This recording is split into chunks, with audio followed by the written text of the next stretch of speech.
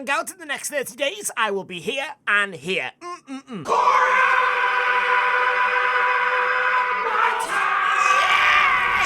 back, boys! Ladies and gentlemen, welcome to the Champion Spotlight for Pantheon, the Spear of Beards.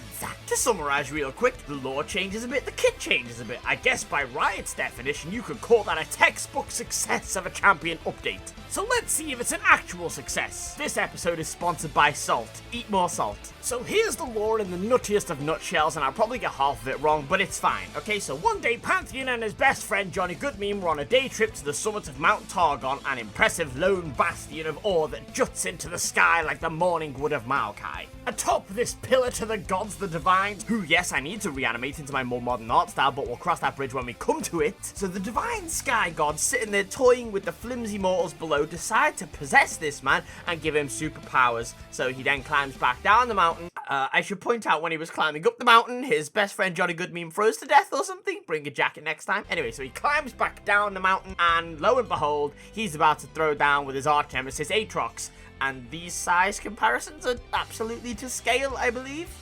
Anyway, they square off, bish, bash, bosh, shield gets cracked. Aatrox's legs were always crippled anyway, so that's about that. At some point, the godly aspect Abandons Pantheon, by the way, I forget, I read the story once. Anyway, yeah, now he's a fighter of men. Fights for man, men, war, man, men. Skill time! Okay, so his passive states, if you don't build Gwinsus, then what are you even doing with your life? Okay, so the cue, Riot Games, being the self-aware industry leader that they are always looking for ways to tackle climate change both in-game and out. So to do this, we are recycling a lot more, including Pike's Q, which is literally now on Pantheon. W! They didn't change it, dude.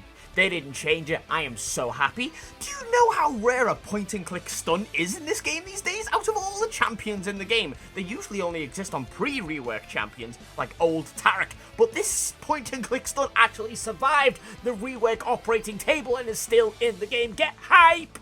It's really easy to understand because we are back on that recycling schmeal. Imagine a Braum Shield, but more stab at the front, so that's, that's a good thing, surely. Except where Braum Shield reduces incoming damage, Pantheon's E makes you invulnerable to all damage from the incoming direction. That is fun.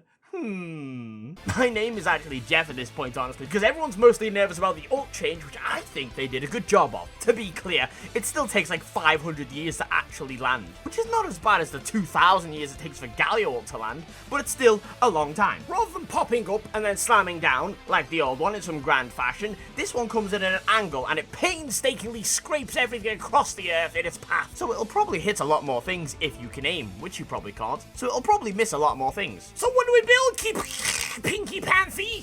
Considering this guy's iconic weapon is a spear, let's build axes and swords instead. Maybe throw in a bow at some point and a handful of floating purple gems. Yes, these are actually more than just a desk toy. That's all from me for now, but next week we're doing Draven. Also, a massive thank you to everyone who keeps subscribing on Twitch and Patreon. You guys are literally the lifeblood of the channel. Anyway, I'm gonna go relax on stream now. Links in the description. I'll see you guys there. Mwah!